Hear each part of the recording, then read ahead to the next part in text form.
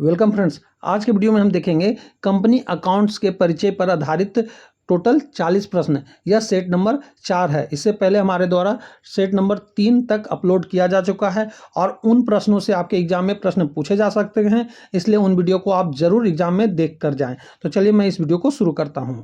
दोस्तों, आज का हमारा पहला प्रश्न है, प्रतिदेय पूर्वाधिकार अंशों का शोधन किससे नहीं किया जा सकता है। दोस्तों, इन वीडियो में मैं केवल क्वेश्चन आपको पढ़ता हूं और आंसर बताता हूं ताकि आपको ज़्यादा से ज़्यादा प्रश्न बता सकूं। तो इस प्रश्न का सही उत्तर हो जाएगा पूंजी संचय से। हमारा अगला प्रश्न है, कंपनी के कॉर्पोरेटेड पर्दे को उठाने का क्या अर्थ होता है।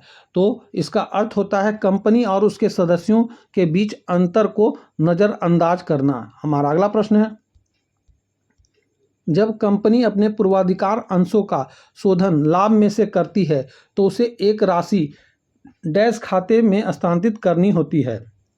तो वह कौन सा खाता है? पूंजी शोधन संचय खाता, यानी ऑप्शन नंबर बी। हमारा अगला प्रश्न है, अंश अधिपत्र और अंश प्रमाण पत्र में मुख्य अंतर क्या है। तो इसका अंतर होता है अधिपत्र पर एक वाहक प्रपत्र है जबकि प्रमाण पत्र नहीं। हमारा अगला प्रश्न है, कंपनी अधिनियम 2013 की सूची 3 के अनुसार चिट्ठे में इक्विटी और देनदारियां पक्ष का एक पहला मुख्य शीर्षक क्या है। तो इसका पहला मुख्य शीर्षक है आरक्षित और अधिशेष। हमारा अगला प्रश्न है, एक कंपनी ने 10 वाले अंश को जब्त कर लिया जिस पर 8 रुपया मांगे गए थे और 6 रुपया का भुगतान किया गया था। इस अंश को पुनः जारी करते समय अधिकतम कितनी छूट दी जा सकती है। तो इस पर अधिकतम छूट दी जा सकती है 6 रुपया की। हमारा अगला प्रश्न है, कंपनी के गठन से पहले उसकी ओर से कार्य करने वाले व्यक्ति क्या कहलाते हैं। तो उसकी ओर से कार्य करने वाले व्यक्ति प्रवर्तक कहलाते हैं। हमारा अगला प्रश्न है, एक ऐसा प्रविवरण जो एक निश्चित अवधि के लिए वैध होता है और कंपनी को उसे उस अवधि में बार बार धन जुटाने की अनुमति देता है, क्या कहलाता है। तो यह कहलाता है सेल्फ प्रविवरण। हमारा अगला प्रश्न है, यदि प्रीमियम पर जारी किए गए अंशों को जब्त किया जाता है और प्रीमियम की राशि पहले ही प्राप्त हो चुकी है तो जब्ती के समय प्रतिभूति प्रीमियम आरक्षित खाते को क्या किया जाएगा। तो इसे किया जाएगा, इस खाते में कोई प्रविष्टि नहीं की जाएगी। हमारा अगला प्रश्न है, चिट्ठे में ट्रेड पेबल्स में क्या शामिल होता है। तो इसमें शामिल होता है लेनदार और देय बिल। हमारा अगला प्रश्न है, एक सार्वजनिक कंपनी की बैठक के लिए आवश्यक न्यूनतम सदस्यों की संख्या क्या कहते हैं। तो इसकी संख्या को कहा जाता है कोरम। हमारा अगला प्रश्न है, नामात्र पूंजी का वही अर्थ है जो डैश का है, किसका है ये आपको बताना है। तो अधिकृत पूंजी। हमारा अगला प्रश्न है, पूंजी संचय का निर्माण किससे होता है। तो यह होता है पूंजीगत लाभ से। हमारा अगला प्रश्न है, एक प्रॉक्सी के संबंध में क्या सत्य है। तो इसमें सत्य है वह केवल मतदान में वोट दे सकता है, हाथ उठाकर नहीं।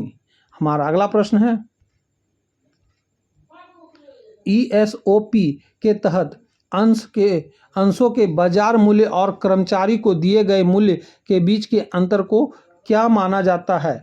तो यह माना जाता है कर्मचारी मुआवजा व्यय, यानी ऑप्शन नंबर बी। हमारा अगला प्रश्न है, प्रत्येक व्यक्ति को एक व्यक्ति कंपनी को छोड़कर प्रत्येक वर्ष में बैठक बुलानी होती है जिसे डैश कहते हैं। तो इसे कहा जाता है वार्षिक आम बैठक, यानी ऑप्शन नंबर सी। हमारा अगला प्रश्न है, एक कंपनी अपनी अंश पूंजी को कम करने के लिए क्या प्रक्रिया अपनाती है। तो इसमें एक विशेष प्रस्ताव राष्ट्रीय कंपनी कानून न्यायाधिकरण की पुष्टि की जाती है, यानी ऑप्शन नंबर सी।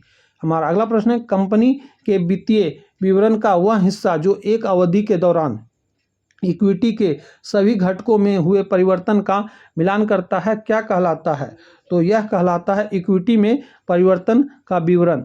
हमारा अगला प्रश्न है, प्रस्तावित लाभांश को चिट्ठे में कहाँ दिखाया जाता है? तो इसे दिखाया जाता है अल्पकालीन प्रावधान के तहत, यानी ऑप्शन नंबर बी। हमारा अगला प्रश्न है, कंपनी के लेखांकन में चालू व्यवसाय की अवधारणा का क्या तात्पर्य है? तो इसका तात्पर्य है कंपनी के निकट भविष्य में अपना संचालन बंद नहीं करेगी। हमारा अगला प्रश्न है, कंपनी अधिनियम 2013 की धारा 2 का सबस्क्लाव 68 यानी 68 किस प्रकार की कंपनी को परिभाषित करती है? तो यह परिभाषित करती है निजी कंपनी को। हमारा अगला प्रश्न है, यदि अंश आवेदन पर प्राप्त अतिरिक्त धन को आवंटन और कॉल्स के विरुद्ध समायोजित किया जाता है तो यह किस सिद्धांत के अनुसार होता है? तो यह होता है प्रो राटा आवंटन के द्वारा। हमारा अगला प्रश्न है, पूंजी शोधन संचय का उपयोग किसके लिए किया जा सकता है? तो यह किया जाता है पूर्ण प्रदत्त बोनस अंश जारी करने के लिए। हमारा अगला प्रश्न है, एक कंपनी द्वारा हमारी हामीदारी कमीशन का भुगतान क्यों किया जाता है? तो यह किया जाता है अंशों के न्यूनतम अविदान की गारंटी के लिए। हमारा अगला प्रश्न है,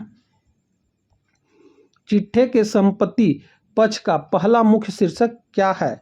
तो इसका पहला मुख्य शीर्षक है गैर चालू संपत्तियां, यानी ऑप्शन नंबर बी। हमारा अगला प्रश्न है, एक व्यक्ति जो किसी कंपनी का प्रवर्तक है उसका कंपनी के साथ क्या संबंध होता है? तो इसका संबंध होता है वैश्वासिक स्थिति, यानी ऑप्शन नंबर सी। हमारा अगला प्रश्न है, कंपनी द्वारा घोषित लेकिन सदस्यों द्वारा दावा ना किए गए लाभांश को किस खाते में स्थानांतरित किया जाता है? तो इसे स्थानांतरित किया जाता है अदत्त लाभांश खाता में, यानी ऑप्शन नंबर बी। हमारा अगला प्रश्न है, निम्नलिखित में से कौन सा एक अमूर्त संपत्ति नहीं है? तो इसमें नहीं है की बात कही जाती है। निवेश जो है अमूर्त संपत्ति नहीं है, बाकी ख्याति, पेटेंट और ट्रेडमार्क ये अमूर्त संपत्ति है। हमारा अगला प्रश्न है, टेबल ए जो कंपनी अधिनियम 1956 का हिस्सा थी अब कंपनी अधिनियम 2013 में डैश द्वारा प्रतिस्थापित की गई है। तो यह प्रतिस्थापित किया गया है टेबल एफ के द्वारा। हमारा अगला प्रश्न है, कंपनी के पार्षद सीमा नियम के पूंजी खंड में कौन सी पूंजी का उल्लेख होता है? तो इसमें उल्लेख होता है अधिकृत पूंजी का। हमारा अगला प्रश्न है, ऋण पत्र धारक कंपनी के क्या होते हैं? तो यह होते हैं लेनदार, क्रेडिटर्स। हमारा अगला प्रश्न है, एक ऐसा प्रविरण जिसमें निर्गमन का मूल्य या प्रतिभूतियों की संख्या नहीं दी होती है क्या कहलाता है? तो यह कहलाता है रेड हेरिंग प्रविवरण। हमारा अगला प्रश्न है, यदि कोई कंपनी एक व्यक्ति कंपनी के रूप में पंजीकृत तो उसे अपने नाम के साथ कोष्ठक में क्या लिखना अनिवार्य होता है? तो उसके अपने कोष्ठक में 1 पर्सन कंपनी लिखना अनिवार्य होता है।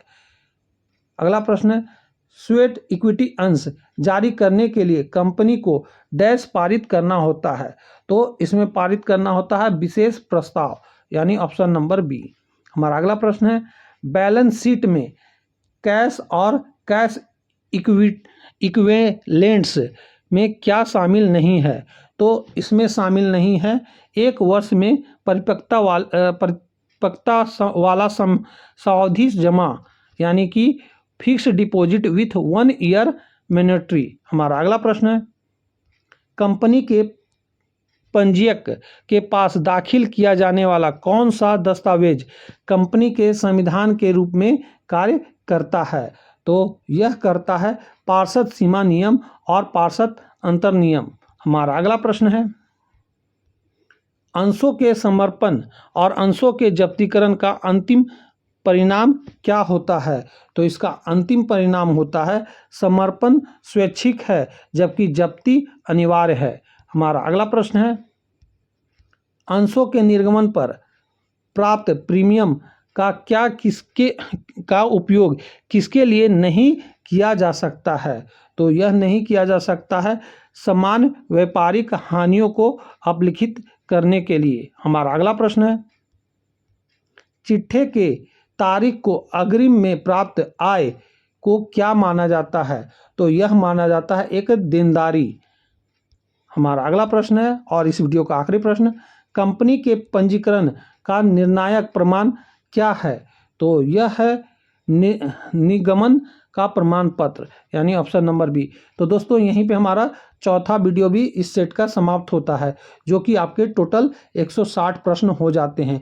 इन प्रश्नों से आपके एग्जाम में प्रश्न पूछे जाएंगे, इसलिए जितना हो सके इस वीडियो को अपने दोस्तों में भी शेयर करें और एग्जाम से पहले इन प्रश्नों को जरूर एक बार देख के जाएं। अब हम आपसे मिलेंगे अगली वीडियो में, तब तक के लिए जय हिंद, वंदे मातरम।